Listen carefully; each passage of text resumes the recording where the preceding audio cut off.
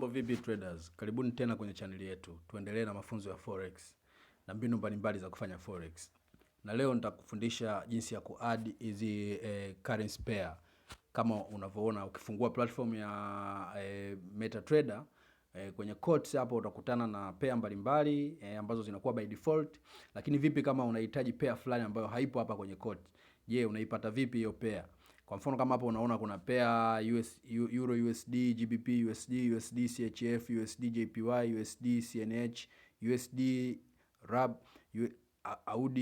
Audi USD, NZD, USD, USD CAD, USD SEK, Audi CAD. Kwa hivyo kama unavyoona sasa kuna pair zingine ambazo unaona kama hivi labda unatafuta pairs za commodities kama gold, silver na vitu kama hivyo, unazipata wapi? Sasa basi hakikisha unafuatilia hii video ili uweze kuelewa unaziadi vipi hizo pair ili uweze kuwa unazitrade vizuri na uweze kuwa unaziona kwenye quote hapo ukifungua tu platform yako ya Metatrader5 ama Metatrader4.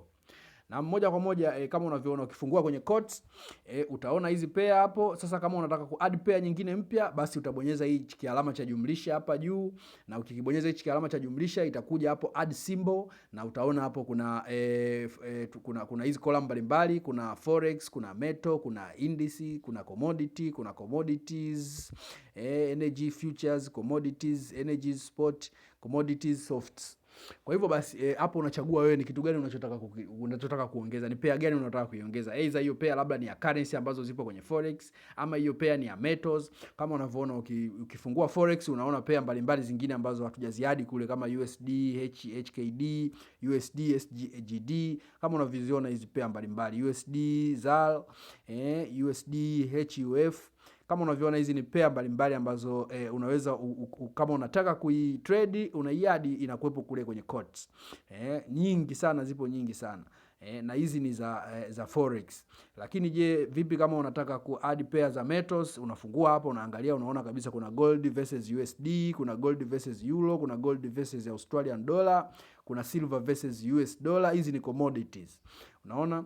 Kwa hivyo kama utataka kuadd labda kwa mfano tuchukulie hapo unataka kuadd gold versus USD, na iadi hapo tayari imeshakuwa added kule, na nikirudi nakuja kuiona, unaiona hii hapa ni gold versus USD, na narudi tena nakuja kuangalia kwanza kwenye metal, nataka ni add labda platinum versus USD, palladium versus USD, silver versus euro. Nimeiadi silver versus euro, na ukirudi huku utaikuta silver versus euro hiyo hapo. Lakini nataka niadi labda twende kwenye indices. Unaona kabisa hapo ASX hiyo index, hizo hapo index mbalimbali ambazo na zenyewe kama unataka kuzitrade, mimi huwa sizitumii sana hizi.